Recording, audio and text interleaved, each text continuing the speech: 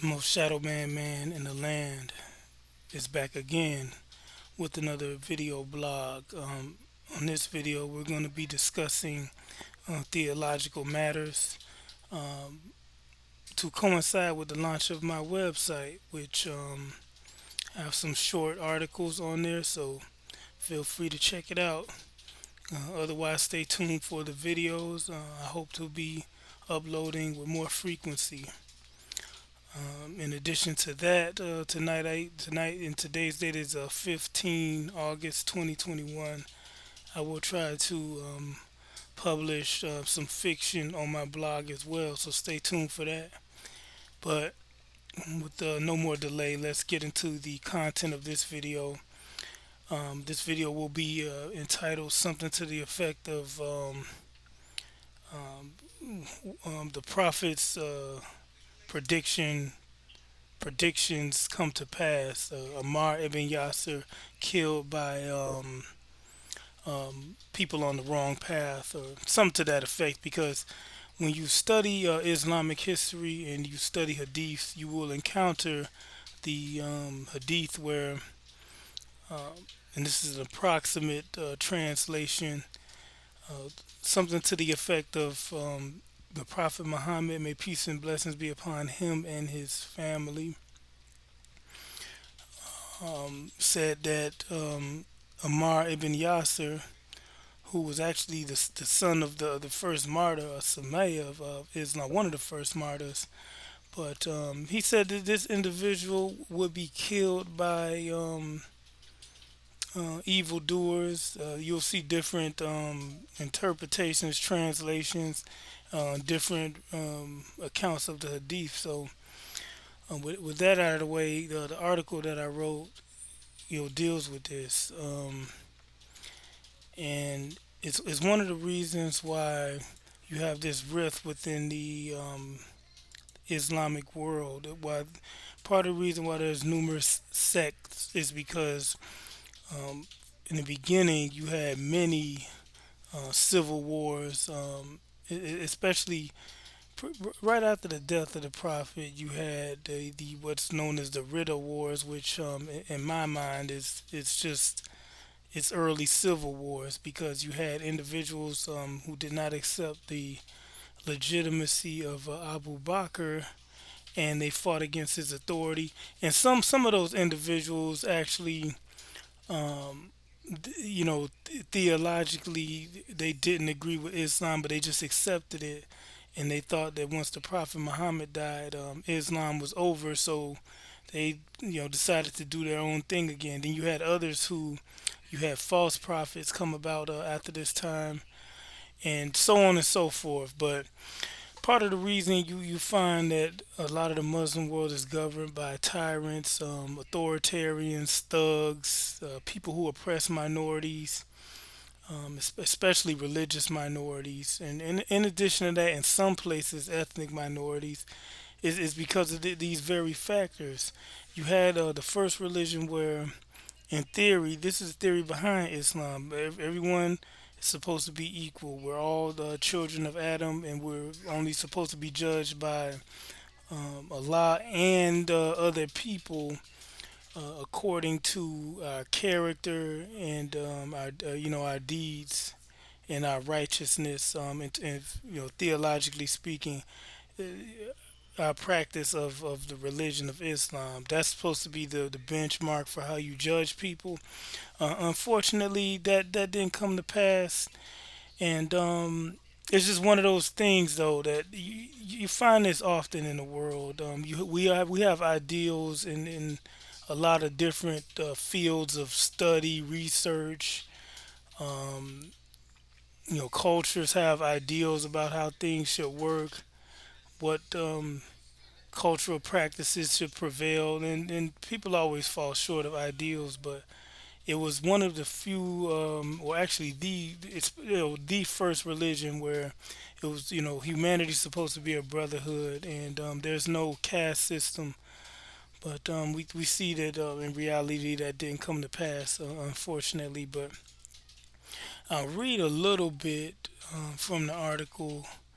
in hopes of, of course, I want everybody to read the rest for themselves.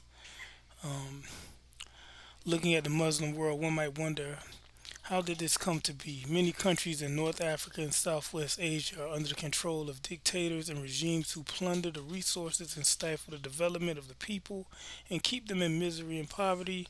And in the case of religious and ethnic minorities, they oppress them and sometimes torture them without a peep from the Fuck Us Coalition. And I say that this acronym is pretty cool because it's France, UK, US. Unfortunately for Muslims, part of the reason for this goes back to the early days of Islam when the predecessors of the Al Saud family and other bone saw wielding capitalist backed monarchs first took power and set the precedence for terror governance back in the 7th century. Um, that's a mouthful, but that's pretty much what I described previously. I mean, here you have again. You're supposed to have a political. You're supposed to have a religion and a political system based on justice, fairness, so on and so forth. But right at the very beginning, it deviated so far from that idea. You had nepotism, cronyism.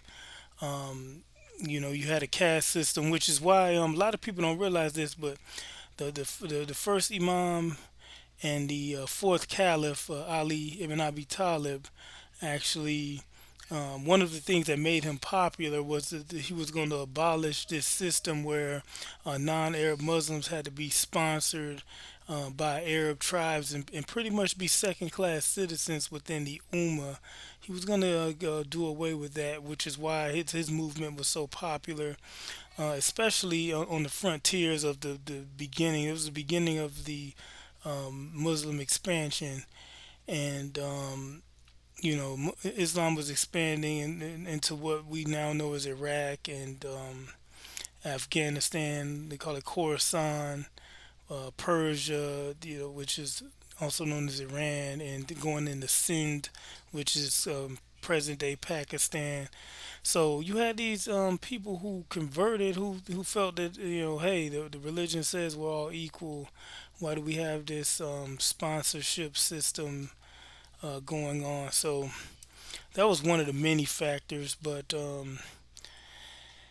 I digress. Let's get back to the subject of this particular video, which is the killing of Ammar ibn Yasir. Uh, Again, there are hadiths. He said, we encountered, I put first, we encountered Ammar taking to the field saying, "O God, today I do not know of a deed more pleasing to you than jihad against these evil doers." And the evil doers he was referring to was Muawiyah and his men. And he goes on to say, if I did know of a more pleasing deed to you, I would do it. So in Ammar ibn Yasir's mind, fighting against Muawiyah and his followers was there was no greater deed to be done. One hadith states that hold to the party which is Ibn Sumayya, and that's Ammar ibn Yasir. For I heard the Prophet saying, "The party that swerves from the right road will kill him." See, this is the key right here. For I heard the Prophet saying, "The party that swerves from the right road will kill him." Um,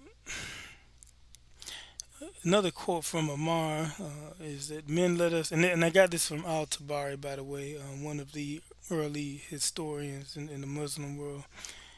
He says, "Men, let us go directly against those who seek revenge of the blood of Ibn Affan and claim he was killed unjustly."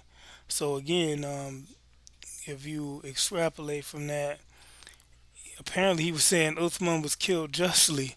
And in addition to that, he was saying that these individuals claiming that they want revenge for his blood, they were out for worldly gain. If you get Al Tabari, his history, the first civil war, which is volume 17, it's all in here. Um, it's documented, and he's not the only one who talks about these early civil wars, but he's one of the more prominent and important figures, being that he was a historian and that And this is key for the majority of the population of the world. He wasn't a partisan. He was not a Shia Muslim. So you have this source who was not Shia, basically confirming a lot of what the Shias assert. So I mean, there you have it. I'll cut it here because I have another quote where he um, talks to Ammar ibn al-As and tells him that he wasn't fighting for any righteous cause. He just was fighting for worldly gain because of course Muawiyah promised him that he would be the governor of Egypt. So with all that being said, this video went longer than I anticipated, but again, you go to my blog, you'll find not only theological discussion but political. And again, I'm going to get into the entertainment aspect with the fiction writing. So it should be a one-stop shop for people who like to read. But that's it for now. Thanks for watching, and God willing, I'll see you in the future video.